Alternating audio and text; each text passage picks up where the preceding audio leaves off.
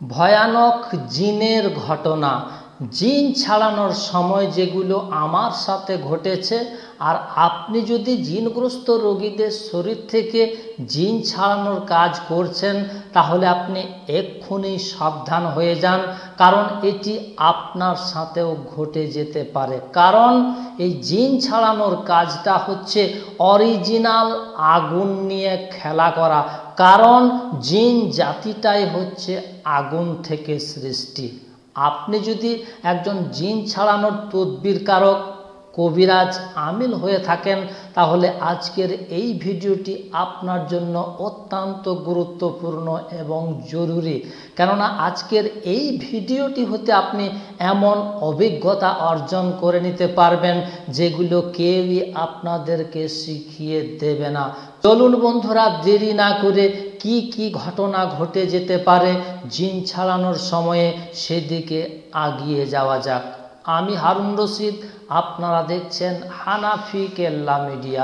যিনারা আমার সঙ্গে তদবির এবং চিকিৎসা নেওয়ার উদ্দেশ্যে যোগাযোগ করতে চাইছেন তিনারা আমার এই ফোন নম্বরে যোগাযোগ করবেন। নাম্বারটি হচ্ছে 9732193120। এখন মূল বিষয়টি একটা একটা করে আপনাদেরকে আমি বুঝিয়ে দিচ্ছি জিন ছাড়ানোর সময়ে কোন কোন ধরনের ভয়ঙ্কর ঘটনাগুলো ঘটে যেতে পারে।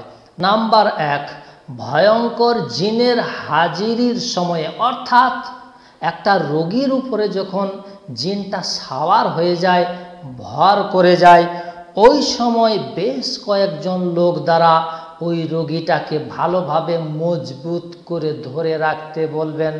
না হলে যেটা ঘটে যেতে পারে সেটা হচ্ছে একটা জিন যখন একটা মানুষের শরীরের ভিতরে প্রবেশ করে যায়, ঢুকে যায়, তখন ওই মানুষটার শক্তি কয়েক গুণ বেড়ে যায়।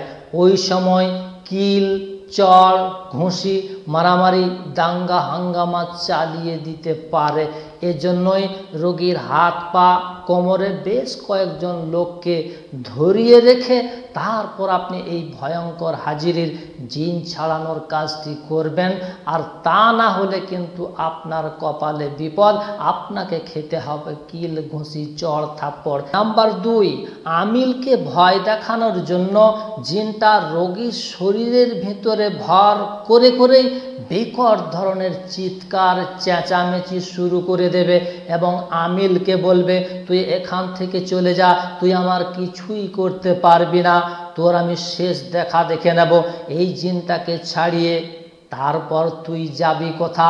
এই ধরনের বিভিন্ন ধরনের ভয় আমিলটাকে দেখাতে আরম্ভ করবে, তাকে ভীত সন্ত্রস্ত করে সেখান থেকে তাড়িয়ে দেওয়ার চেষ্টা করবে। ওই সময় ভয় পেলে চলবে না, কারণ কোরআনের সামনে জিন এবং জাদু কখনোই কোনোদিন টিকে থাকতে পারেনি আর পারবেও না। আর তাছাড়া এই জিন ছাড়ানোর জন্য আপনার হেভি সাহসও থাকতে হবে।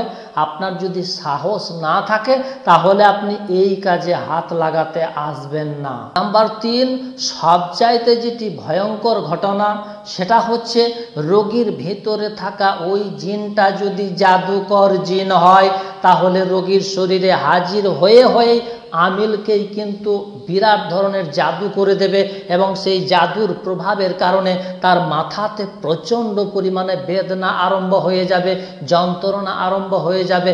আর তা না হয় ওই আমিলের ভিতরে জিনটা ঢুকে গিয়ে মারামারি, দাঙ্গা হাঙ্গামা সৃষ্টি করে দেবে। এজন্যই মজবুতভাবে নিজের শরীরকে বন্ধ না করে জিন ছাড়ানোর কাজে আপনি হাত লাগাতে যাবেন না, হাত লাগাতে গেলেই কিন্তু বিপদ। নাম্বার 4, এটিতে কিন্তু খুব ভয়ঙ্কর ধরনের ঘটনা ঘটে যাওয়ার সম্ভাবনা রয়েছে। যে জায়গাটিতে আপনি জিনের হাজিরি করবেন, জিনটাকে ছাড়াবেন, সেই জায়গাটিতে কোনো অস্ত্র যেমন ছুরি, বটি, কাঁচি, খুর, ব্লেড এই ধরনের জিনিসগুলো যেন না থাকে। কারণ আমি একটা জায়গাতে জিন ছাড়াতে গিয়ে জিনের হাজিরি করার পরে পরে সাথে সাথে সেখানে ছিল একটা বড় বটি, সেই বটিটাকে কিন্তু রোগীটা ধরে নিয়ে এইভাবে তুলেছে। আর সকলেই কিন্তু ওই সময়ে ভীত সন্ত্রস্ত, কোনো রকমের লাঠি সোটা দিয়ে রোগীটাকে আটকানো হলো, তার হাতে থেকে ওই বটিটাকে ছিনিয়ে নেওয়া হলো। তো কথা হচ্ছে, আমি ঠকেছি, আপনারা যেন না ঠকেন, এজন্যই যেই জায়গাটিতে আপনি জিন ছাড়ানোর কাজ করবেন সেই জায়গাটিতে যেন এই ধরনের কোনো অস্ত্র পড়ে না থাকে। আর যদি থাকে, জিনটা যদি ভয়ঙ্কর জিন হয়, তাহলে কিন্তু ওই অস্ত্র দিয়েই বিভিন্ন ধরনের কাণ্ড ঘটিয়ে দিতে পারে। অতএব সাবধান, যে জায়গাটিতে জিন ছাড়াবেন সেই জায়গাটিতে কোনো অস্ত্র যেন না থাকে।